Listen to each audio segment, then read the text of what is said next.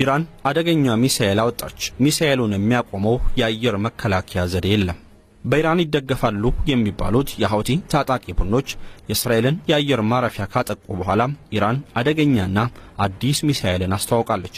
ቃሲም ባሲር የተሰኘው አዲሱ የኢራን ሚሳኤል የእስራኤልን ብቻ ሳይሆን የአሜሪካንን የአየር መከላከያ ዘዴዎች ጥሶ መግባት የሚችል ነው ተብሏል። እስከ 1200 ኪሎ ሜትር ድረስ መጓዝ የሚችለው ሚሳኤሉ በኤሌክትሮኒክ ውጊያ የማይወድቅ መሆኑም ተረጋግጧል። ሚሳኤሉ የእስራኤልን የአየር መከላከያ ዘዴዎች ብቻ ሳይሆን እስራኤል በኢራን ስትጠቃ ለእስራኤል ድጋፍ የሚያደርገውን የአሜሪካኑን ተሃድ የአየር መከላከያ ዘዴንም ጭምር ጥሶ የሚያልፍ አደገኛ ሚሳኤል ነው። ያለ ጂፒኤስ ድጋፍ ኢላማውን ለይቶ መምታት የሚችለው ባላስቲክ ሚሳኤሉ ጠጣር ነዳጅን በመጠቀም የሚተኮስ መሆኑም ታውቋል።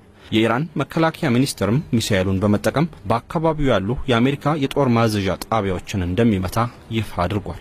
ኢራን አዲሱን ሚሳኤል ይፋ ያደረገችው የሁቲ ታጣቂ ቡድን የእስራኤልን ትልቁን የአየር ማረፊያ ከመታና የእስራኤሉ ጠቅላይ ሚኒስትር ቤንያሚን ኔታንያሁ በሁቲ ላይ ብቻ ሳይሆን ለሁቲ ድጋፍ የምታደርገውን ኢራንንም እመታለን ካሉ በኋላ ነው።